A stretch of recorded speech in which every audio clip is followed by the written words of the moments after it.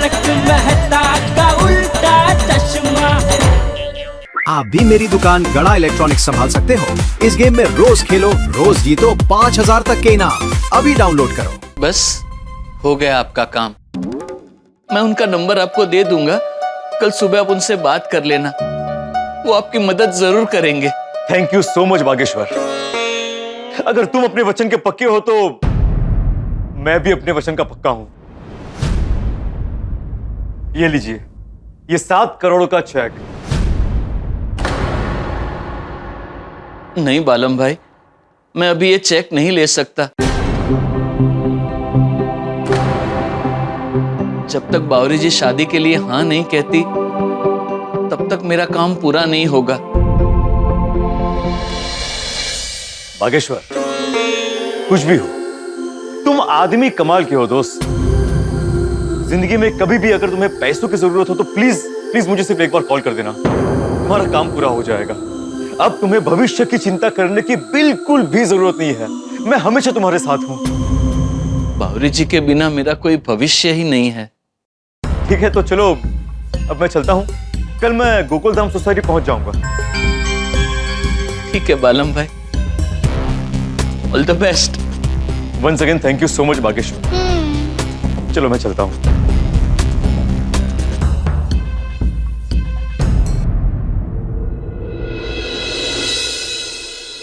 बागा, अब नौकरी तो गई, अब शहर छोड़ के गांव चलते हैं। कह देते हैं अलविदा मुंबई। अरे नहीं नहीं नट्टू काका, ऐसे कैसे अलविदा मुंबई? जब तक बावरी जी की बालम भाई के साथ शादी नहीं हो जाती, जब तक बावरी जी की जिंदगी खुशियों से नहीं भर जाती, तब तक मैं कहीं नहीं जाऊंगा। बागा, इतना प्यार तो तेरे जैसा ही कोई कर सकता है। सच्चा आशिक कभी अपनी खुशी नहीं, सामने वाले की खुशी देखता है। एक बात कहूं नट्टू काका, मैं बावरी जी को कभी भूला नहीं पाऊंगा, लेकिन मैं भगवान से यही प्रार्थना करूंगा कि बावरी जी मुझे हमेशा हमेशा के लिए भूल जाए। भागेश्वर जी, ये आपने क्या किया? आपने तो मेरा दिल ही तोड़ दिया। मैंने आपको मेरी दुनिया माना था और आपने मेरी दुनिया ही उजाड़ दी। मुझे लगता था कि ये पूरी दुनिया बदल सकती है, पर मेरे बागेश्वर जी कभी नहीं बदल सकते।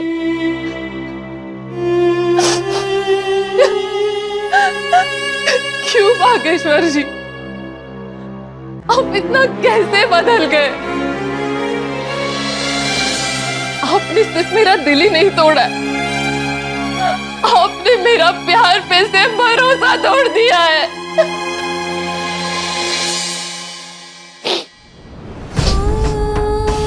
अब मैं इसके आगे आपकी शक्ल भी नहीं देखना चाहती, और आप कभी मेरे सपने में भी मत आना।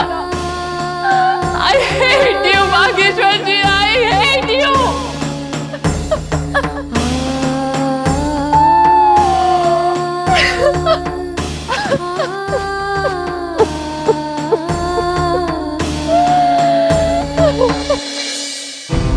बावरी जी, मुझे पता है आप मुझसे बहुत नफरत कर रहे होंगे, लेकिन विश्वास रखिए, बालम जी आपको बहुत खुश रखेंगे। कल सुबह आखिरी पड़ाव पार हो जाए और बावरी जी बालम भाई के साथ शादी के लिए हाँ बोल दे, कल के दिन का इंतजार रहेगा।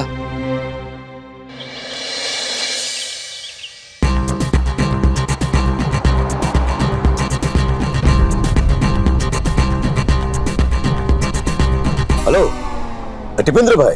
अरे बालम भाई, आप मुझे टिपेंद्र नहीं टप्पू कहिए, सब लोग मुझे टप्पू ही कहते हैं। ओके टप्पू। टप्पू, तो मैं ये कह रहा था कि मैं गोकुलधाम आने के लिए निकल चुका हूँ। हाँ, आ जाइए आ जाइए।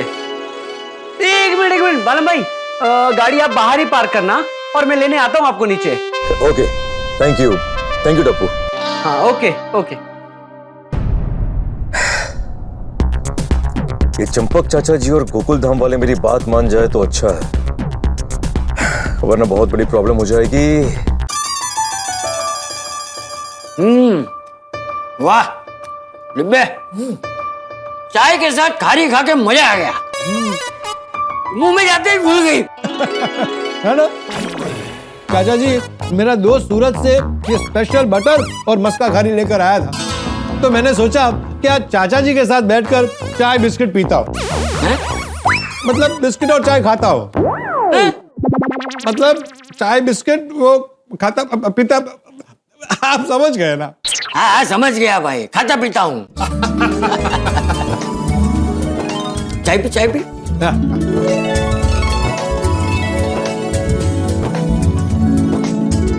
वाह मजा आ गया डिब्बे। थैंक यू चाचा जी। वैसे एक बात कहूँ, हमारे गोकुल धाम की एक खासियत है, सब लोग एक दूसरे का ध्यान बहुत अच्छे से रखते हैं। हाँ वैसे चाचा जी, हाँ बावरी के साथ बहुत बुरा हुआ नहीं? वो तो है। बेचारी बावरी कितनी भोली है, और बाघा ने उसके साथ ऐसा किया। मुझे तो इतना गुस्सा आ रहा है ना बाघा पे, वो अगर मेरे हाथ में आ जाए ना तो उसको छड़ी से मार मार के उसकी हालत खराब कर दूं। चाचा जी, मैं पोपटलाल हूं, बाघा नहीं। हाँ पता है भाई, पता है, वो गुस्से में गलती से लग गया। लेकिन खबरदार जो फिर से बाघा का नाम लिया है तो बाघा का नाम सुनते ही पता नहीं मुझे। समझ गया। वैसे चाचा जी आपको पता है, कल मेरा भगवान से झगड़ा हो गया। कौन भगवान? भगवान मतलब ईश्वर। ईश्वर। तू उनसे भी झगड़ा करता है?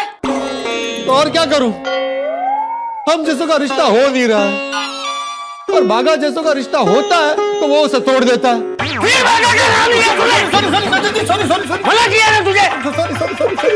आइए आइए दादाजी, देखिए कौन आया है। आइए प्लीज आइए। नमस्ते नमस्ते। अरे तुम तो वही हो ना, बाघा के दोस्त। फिर से बाघा का नाम लिया तूने? सॉरी चाचा जी। ये वो है, वो बाजीगर जिसने वो गिफ्ट दी थी, घड़ी और मोबाइल नट्टू काका के भतीजे को। मतलब बाघा को? हाँ बाघा को। अरे फिर से बोला तू बाघा। अरे भाई तू यहाँ क्यों आया है? ये बताने के लिए आया है कि बाघा ने कुछ गलत नहीं किया। बाघा तो एकदम शरीफ है। चल हमें कुछ सुनना नहीं है, निकल, चल निकलो यहाँ से, निकलो। दादाजी रुके। तू सुन रहे? ए भाई तू अभी तक खड़ा क्या है? जैसे आया है ना वैसे उल्टा पाँव वापस चले जा। हाँ चलो निकलो यहाँ से। अरे एक मिनट, आप मेरी बात तो सुन लीजिए। अरे बाप रे, दादाजी तो बालम भाई को यहाँ से निकाल रहे हैं। अगर ये चले गए तो बाघा भाई का प्लान फेल हो जाएगा।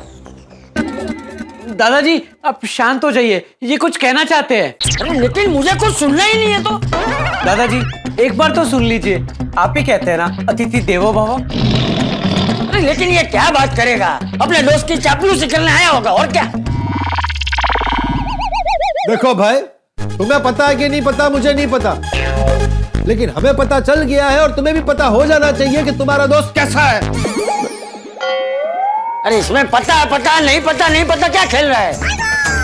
सीधा बोलना इसके मुंह पे कि इसका दोस्त बदमाश है, लफंगा है, धोखेबाज है। चाचा जी आपकी बात बिल्कुल सही है, उसने मुझे भी धोखा दिया है। बागेश्वर दूर तो ढूंढी है।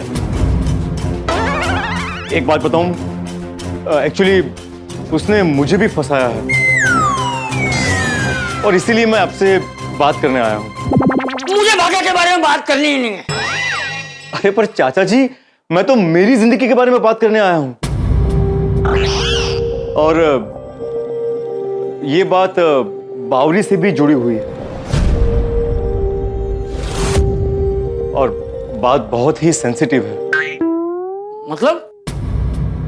मतलब संवेदनशील। ठीक है, आ बैठ।